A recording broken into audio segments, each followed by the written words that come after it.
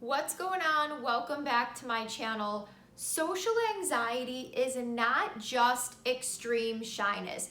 It's not just not wanting to go to the grocery store on a Saturday because it's too people-y, and it's not just this feeling of extreme self-consciousness around others or in public situations. Social anxiety is a diagnosis, and there's things I want to talk about today.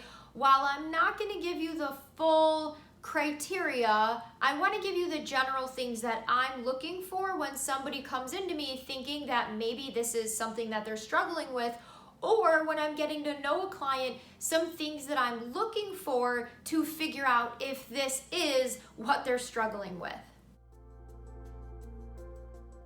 When I'm looking at social anxiety and I'm diagnosing it, there's 10 criteria that I need to look at to figure out if social anxiety is what is happening or what is going on. But I want to talk about a few of them if this is something that you struggle with, or you're thinking it's something you struggle with, or if you have been diagnosed with social anxiety and maybe for whatever reason you still don't understand why it's an issue, or maybe why you're diagnosed with it. The psychoeducation of mental health is a huge piece of breaking stigmas, starting conversations, and helping you understand maybe what's going on with you or a friend or a loved one. So the three big things that I want to talk about when I'm looking at social anxiety is, one, this disproportionate reaction to a situation. So if you're going into a situation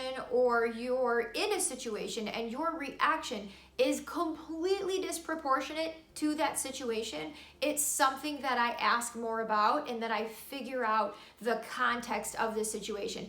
It's kind of equivalent to telling a child no and them having a full-blown temper tantrum, right? I just told them no. They're now throwing themselves on the ground at the store, screaming, making a scene. Their reaction is disproportionate to just being told no. It's a little bit of a different situation because children don't have the emotional regulation skills. Usually they need to be taught that stuff, but that's the example I give when I'm trying to get people to understand what it means when we're looking at, is your reaction disproportionate to the circumstance or the situation. The second thing I look at when it comes to social anxiety is, are these things that this person has been experiencing, have they been present for more than 6 months? Social anxiety is not, again, just feeling super self-conscious or not liking the grocery stores on Saturday mornings because there are so many people, or you have to give a speech and you're freaking out and you're over-preparing and you're working yourself up. Are they possibly signs of it? Yes, maybe, but when we're talking about social anxiety, a lot of these symptoms have been present and ongoing and impacting someone's daily functioning for longer than 6 months. And that's a big key indicator of if it's just situational or something they need skills around versus full-blown social anxiety that is crippling to their ability to be in public or deal with daily life. And the third thing is fear. Somebody who struggles with social anxiety, everyday interactions and situations tend to cause that person extreme fear, anxiety, worry, embarrassment. So social anxiety is very much marked by fear, by irrational fear, fear of being watched and judged, fear of humiliation, like public humiliation, fear of possibly saying the wrong thing or offending somebody. And again, that's not an exhaustive list. Those are just some examples. And I think we've all dealt with some kind of, ooh, what if I say the wrong thing? But somebody who struggles with social anxiety, these are all consuming thoughts, and the thoughts are maybe stopping them from living their daily life. So the fear, again, is very disproportionate to the situation, and it's impacting their daily functioning. With those irrational fears, with those emotional symptoms, tend to come the physical symptoms. The sweating hands, the heart racing, the stomach upset, the physical symptoms that also come along with symptoms of anxiety, right? Because we're talking about social anxiety. So it's not just the fear. Along with the fear comes maybe those physical symptoms that, again, stop them from functioning. And then what happens is they avoid situations altogether because they feel so much like their mind and their body are out of control,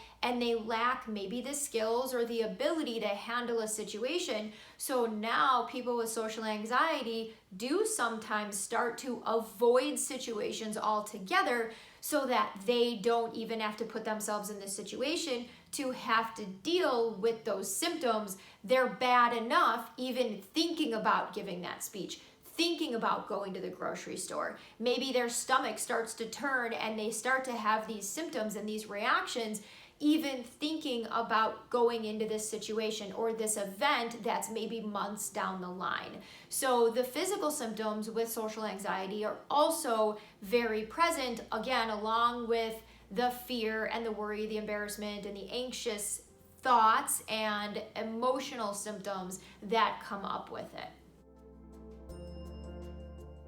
Social anxiety can make it really difficult for somebody to live their normal daily life. They have trouble meeting people, making friends, interviewing or getting or keeping a job, dating, things like eating and drinking in front of other people, going to grocery stores. Those daily interactions that a lot of people take for granted are really, really, really difficult for somebody with social anxiety. They feel out of control, they maybe avoid it, and they stop kind of being able to enjoy life because they're so consumed with the anxiousness that comes along with these social interactions that daily life requires. But if this is something that you struggle with, no matter what level it is, therapy can help. Talk to somebody, get support, because if you have social anxiety or this is something that you struggle with, it doesn't mean that it has to control your life, and it doesn't mean that it has to stop you living your life. Don't forget to subscribe, and I will be back next Wednesday with another video.